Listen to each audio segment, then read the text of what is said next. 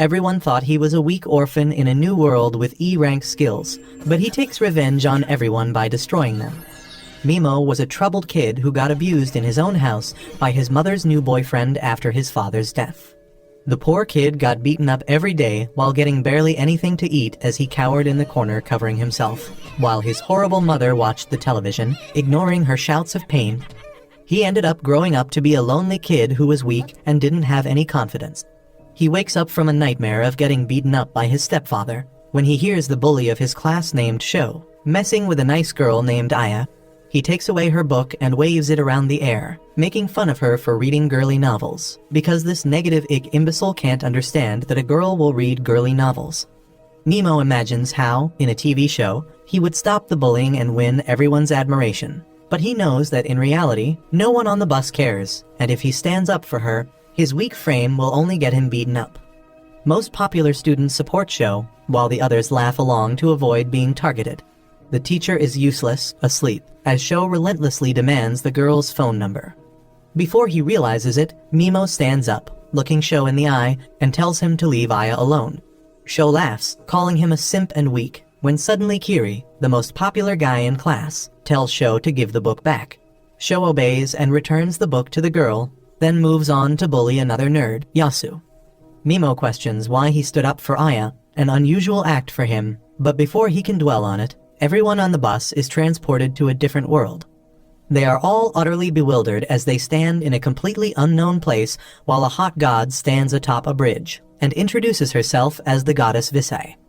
She explains that every time when the threat of a demon king appears, the kingdom of Alien summons brave warriors from a different world to defend their kingdom.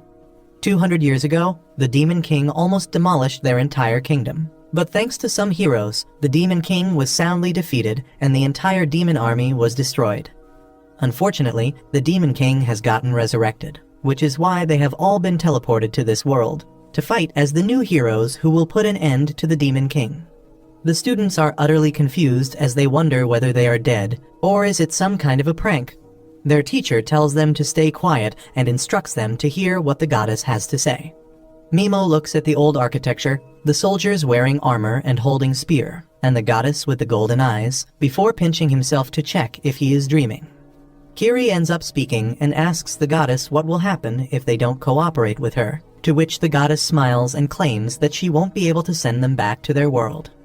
Kiri asks whether there really is a way to go back, and Visai replies that there is a reverse summoning ritual which can send them back. But to get that, they will have to kill the Demon King, as they will require a special part called the evil element, which will only drop if he dies.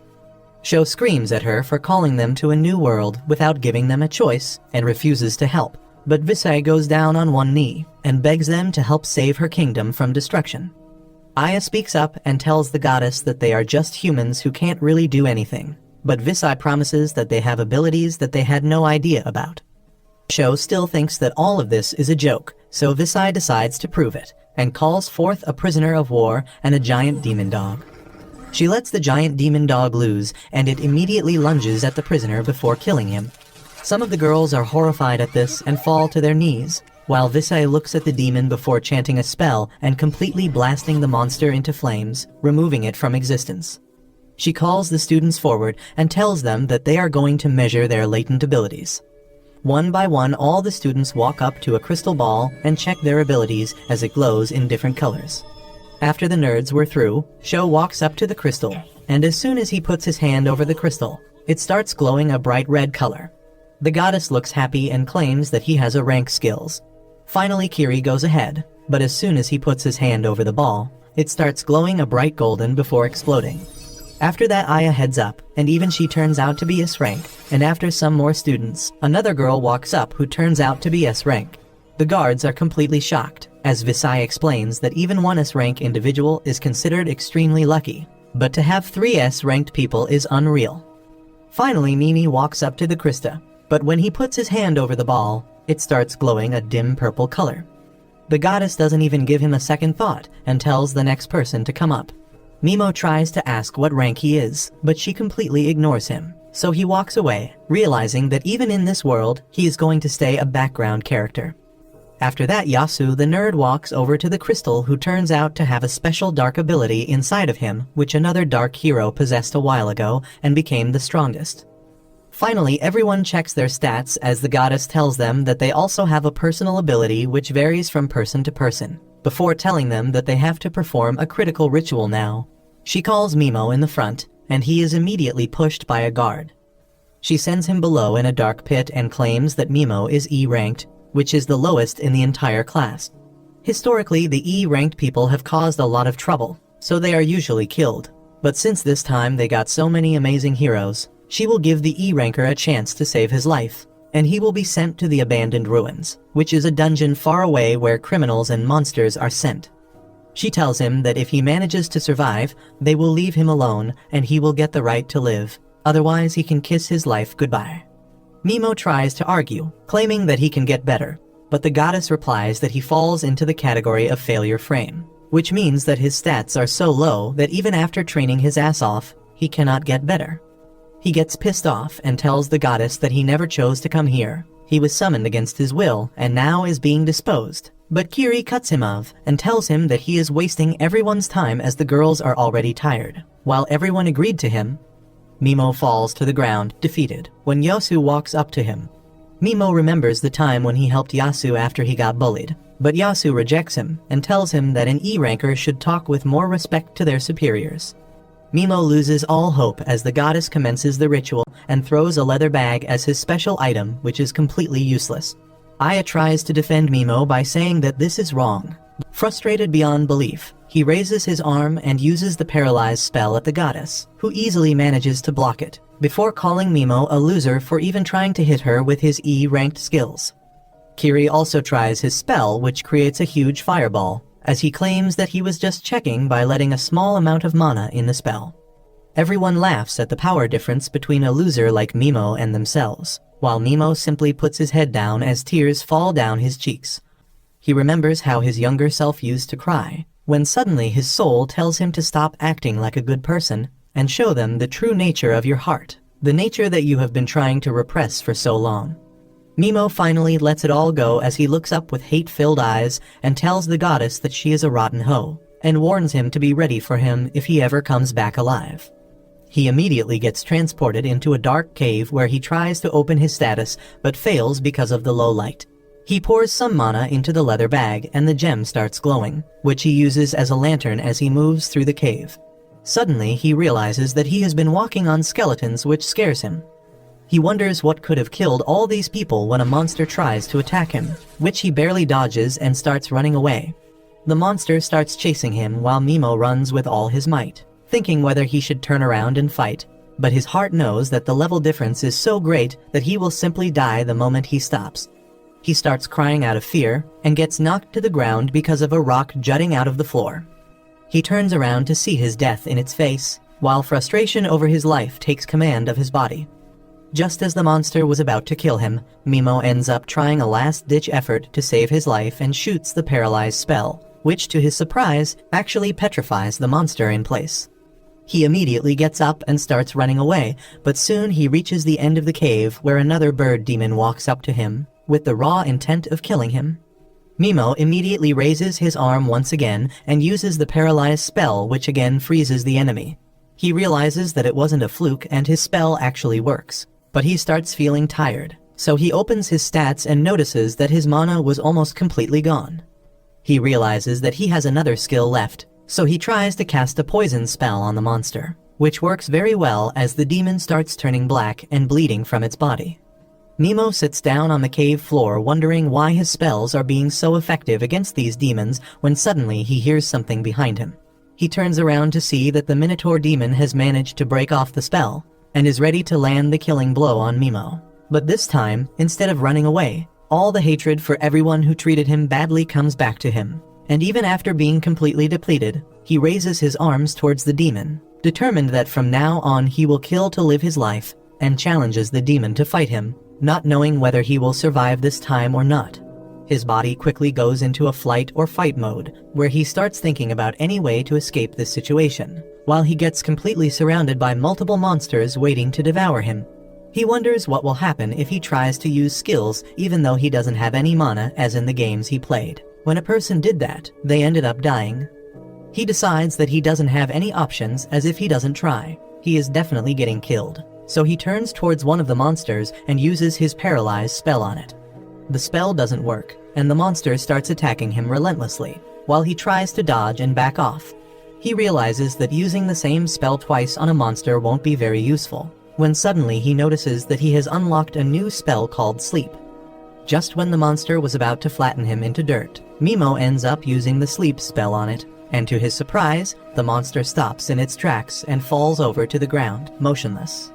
He immediately uses his poison spell on the beast as well, so that it doesn't come back to attack him later, but using these skills without having any mana is taking a toll on his health.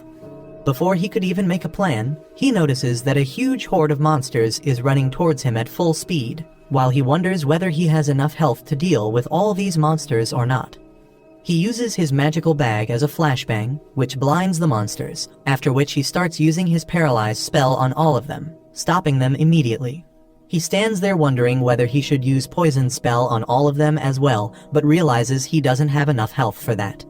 Suddenly, to his horror, a bunch of other monsters emerge from the depths of the dungeons, completely overwhelming his senses. But he decides that he won't die without a fight, and starts using his paralyze ability on any monster that would come near him. Soon his body starts feeling heavy as he feels dizzy, but he manages to stand his ground, but just when everything seemed lost, he ends up leveling up. Immediately his mana gets replenished and his status gets an upgrade, which helps him fire off even more paralyze spells on the enemy, saving himself for the time being. He realizes that he got leveled up because the bird monster died thanks to his poison spell. This gives him an idea as he starts paralyzing all of them, determined to gain as many levels as possible, while he fights for his life. He realizes that he has gotten a new skill, which lets him target a whole group at once, so he paralyzes them all together, as he wonders why his spell didn't work on the goddess, because ever since he came to this dungeon, the success rate has been 100%. He then casually walks past all of the enemies, while using his poison spell on them. He levels up once again when the monsters start dying, so he sits down on a rock, smiling as he realizes that he has created a real-life XP farm from Minecraft with which he can gain a lot of levels. He checks his status and is stunned to see that he is already level 250, and his mana point is insanely high as well. Another monster dies and he again gains multiple levels at once. He then uses his sleep spell on all of them to level up the spell as well, and again when the monster died he got a bunch of levels, to the point where he became level 500 within a matter of minutes. He decides that with these many levels, he can definitely make it out of here alive, but decides to keep his guard up as there are a lot of monsters alive still. He stands up and looks at the remaining monsters, when suddenly they turn around and start running away from him. He scavenges whatever pieces of equipment he can acquire from the dead body of adventurers lying around and manages to find himself a cloak and some other small items. He starts walking deeper into the cave with even more monsters, but realizes that he hasn't eaten in a while and is extremely hungry. He has no idea where he can find food, but then he remembers the monsters that he has already killed. He returns back to the scene of massacre and finds a monster on which the poison spell has worn off. He then takes out his sword and tries to hack a piece of meat from it, only to realize that the skin is too hard. Discouraged, he wonders whether even after killing every monster, he will end up dying of hunger. Suddenly, he notices the gem on the bag glowing a weird purple, so he gets up to inspect it. To his surprise, he opens it to find some jerky and a bottle of Coke inside. This brings tears to his eyes as he hungrily drinks the liquid, almost choking on it. He starts munching on the jerky in peace, wondering how this bag works, and whether he will get more food from it or not. 2 days pass by since he arrived at the dungeon, and soon enough he became strong enough that he could defeat huge hordes of deadly monsters easily, while simply sitting down on a rock and spamming spells on them, thanks to his near-infinite mana pool. He looks around himself at the scene of massacre, and wonders sadly what he did so wrong in life that he is being treated this way. He remembers how, when he was young, he used to dream of killing his mother's boyfriend, knowing that if he didn't kill the man, one day the man would definitely kill him. Thankfully for him, his life took a turn when his aunt and uncle saved him from his miserable life and started taking care of him. It was then he decided to become a good human being who was always kind to others, but he snaps back to reality looking around the mayhem he has caused while he feels no sadness at their death. He realizes that he was always a monster and decides to accept it, as he gets leveled up again to level 950. After that, he wanders even deeper into the dungeon where he finds a floating eye monster which he kills immediately with his paralyzed poison combo and moves ahead. He finds a room where 2 adventurers seem to have died, so he checks their belongings and finds a bag full of gems which he takes and moves on. He finds a giant room which he opens it to find another skeleton inside. He finds the wound from which the man died and finds a parchment of paper with some words on it. He reads it to find out that the skeleton belongs to the Dark Hero Visi was talking about. The Dark Hero writes that he was sent here by the evil goddess Visi when she had no use for him, and tells anyone who finds this letter to never trust the goddess. He angrily folds the parchment in his hands, realizing that Demon King is not the only evil person in this world, as he himself and the goddess both are equally evil. Inside the hero's bag, he finds a giant magical book filled with dark magic techniques on making items and spells. He checks the scroll beside it, but is unable to read it, so he puts it in his bag before taking the dead hero's clothes. He suddenly notices a splatter of blood on one of the pages, which said that the Soul Eater killed everyone. Mimo thanks the dead hero and walks outside through the galleries till he finds a giant door. He realizes that he needs to fit something for the door to open, so he checks his stats only to see that he is level 1200 now. He wonders whether he is strong enough to kill the Soul Eater, which is present in the next hallway. He tries to enter it, but immediately gets attacked by a beam which graces his hand, forcing him to bandage it. He wonders how can he defeat such an entity which even defeated the Dark Hero, which means that this Soul Eater is definitely the final boss and the key to escape this place. Suddenly, the Soul Eater starts moving forward and pukes out a bunch of goop, which turns into half-dead humans that start walking towards Mimo. He paralyzes them, but is unable to use poison as they still look human, while the Soul Eater breaks through the wall and starts screaming. Mimo is left in mental agony as he tries to move back, but the monster pukes some more half-dead humans that push Mimo in a corner as he starts crying for someone to save him. This all seems to amuse the Soul Eater, who starts laughing at Mimo's agony, but THS is what he was waiting for. As soon as the monster dropped its guard, Mimo used Paralyze spell on it, and the Soul Eater drops to the floor, with a look of surprise. Mimo laughs at the monster, claiming that he finessed the demon with his acting skills, as that was the only way for him to drop his defenses. He tells the monster that all his life he pretended to be a good human who was kind to others and would never hurt anyone, but now his true self is coming out. He doesn't care how many half-dead humans he pukes out, as it wouldn't matter to him. He is in a kill or be killed world, so any moving thing with the intention to hurt him, regardless of whether it's a monster, a half-dead human, or an actual live human, he will kill them all the same without any regrets. The Soul Eater starts bleeding from its eye while Mimo simply walks up and uses sleep spell on everyone around him, to finish them once and for all. After a while, the Soul Eater ends up dying, and suddenly, a bunch of souls escape from its body and become ethereal forms of humans who thank him for beating this monster, as they were trapped inside this demon with no way of escaping while it killed even more humans. Finally, the Dark Hero emerged, and he simply told him to deal with the evil goddess before disappearing. Mimo grabs the gem from the Soul Eater and walks towards the main gate. As he puts the gem in the door and it opens, he wonders what he will do with the bitch goddess once he gets her hands on her. Meanwhile, in the forests outside the royal capital, the rest of Mimo's classmates are hunting demons to level up. While Sho runs after a demon dog with a sword, Kiri burns down another monster with his powerful skill, successfully reaching level 18. In another location, the nerd Yasu, whose personality has flipped 180 degrees, burns some monsters with his dark flames and laughs on hearing its cries. Far away from them, a timid and pure girl named Koba hesitates to kill any monsters, but a bully girl called Asagi asks her to kill the monsters, or she will lose her life because this is the first test given to them by the goddess. Asagi keeps Koba on a tight leash and tells her that soon, the class will fall apart, and various factions will form because there are a lot of selfish people there. Asagi is a B rank, and she plans to create her own fraction with the girls that rally after her. She knows that since Koba is only D rank, she will not be accepted by Kiri's faction or the other powerful ones, and even Aya won't be able to take her in because she will die soon. Koba panics on hearing this, but Asagi tells her to not worry about useless details. She just wants Koba to be her cute little plaything, and for her sake, she has asked the girls of her faction to trap a monster which she can easily finish. Asagi asks Koba to kill the monster and pass the test given to them by Vic, or she will be disposed of like Mimo. Koba doesn't want to kill the pitiful monster, but Asagi eggs her on, practically forcing her to do it. Eventually, she kills the monster, but that act of violence leaves her devastated, and she recalls the time Mimo helped an injured stray kitten. She begins crying, thinking that she could not help Mimo. Meanwhile, Aya also returns to her senses, and the pain in her gut reminds her of how the goddess knocked her out before sending Mimo away. She immediately goes to confront Goddess Vic, who puts on a third-rate acting show, saying that she was also deeply hurt to send Mimo to danger, but it is their kingdom's policy. She adds that the ritual to dispose off the weakest member of the group will continue, and in the time Aya was asleep, she has already sent the weaklings who couldn't kill a single demon away as well. Aya truly hates the goddess at this point and tells her that her way of doing things is wrong.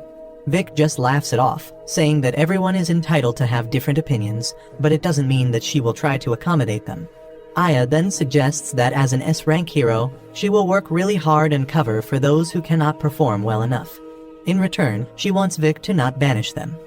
Vic accepts her idea, and then asks Aya to shake hands with her so that they can bury the past and start their relationship with a fresh perspective. Far away from them, in the dark forests bordering the abandoned ruins, a woman is running away from a group of nasty bandits that are pursuing her. However, she is too careless and leaves easy clues for the group of bandits, who plan to let her run as much as she wants, because they will eventually corner her and hunt her down. At the same time, Mimo has just come out of the ruins. He looks at his stats before going out, and finds that his mana is over 59,000. However, he is more interested in finding out the details of his skills right now. He finds that he can use the paralyze skill on particular body parts of his target in addition to their whole body. He can also weaken his poison skill to make it non-lethal. He plans to test it out as soon as he runs into some demons, but as he keeps walking, he hears some squeaking sounds coming from behind the trees. He finds that a bunch of slimes are bullying a smaller slime, and Mimo feels pity for the little guy. However, the little slime has more guts than the average bullied kid, and it fights back against its bullies. Mimo decides that it is the correct time to test his new skills, so he paralyzes all the slimes, and then uses the non-lethal poison on the bully slimes. He then dispels the poison and paralyze skills from the bully slimes, and makes them run away. He then turns to the small slime and tells him that he did good in fighting off the bullies. Mimo tells the slime that he is going to release it from the paralyze skill, and asks it not to attack him. He releases the paralyze skill and goes on his way, but the slime starts following him instead. Mimo thinks that the slime is also an outcast like him, so he decides to adopt it. He puts the slime in his hood so that it can keep watch behind his back and alert him in case of any danger. Meanwhile, Mimo reads the book on forbidden arts by the Dark Hero. There is a recipe about a medicine that can strengthen even slimes. Mimo talks to the little slime, informing him that he is on a journey for vengeance against those who wronged him. He asks the slime if he still wants to follow him, and he affirms. Mimo is glad to hear that, and he names the slime Pigimaru, and the slime likes his new name. Mimo keeps walking ahead with that, when suddenly, he is surrounded by the bandits after the mysterious woman. The bandits were trying to make her run out of stamina, but on the way, they picked another presence so they came here for some fun. The leader of the bandits asks Mimo to hand over everything of value he has, and then they may spare him. Mimo is terrified now, because the bandits look terrifying, and he has not fought any human before. The bandits get into an argument about hurrying to catch the girl as opposed to wasting time with random nobodies, and Mimo tries to sneak away using this chance. However, the leader of the bandits tells him to stop immediately. Mimo begs him to let him live, but this makes the bandit even more intent about killing him. He rushes towards him, but it turns out Mimo was just acting to be scared. He uses his paralyze skill to immediately stops the bandit leader's movement, and then he takes his time to berate the bandits, calling them scum because even though they are much weaker than the demons of the ruin, their evil intentions are even more intense than them. Even Piggy is furious at the bandits, and Mimo says that killing such people won't weigh on his conscience, and he would rather be happy that he eased the burden on Earth significantly. He casts poison spell on all the bandits, and once they all die,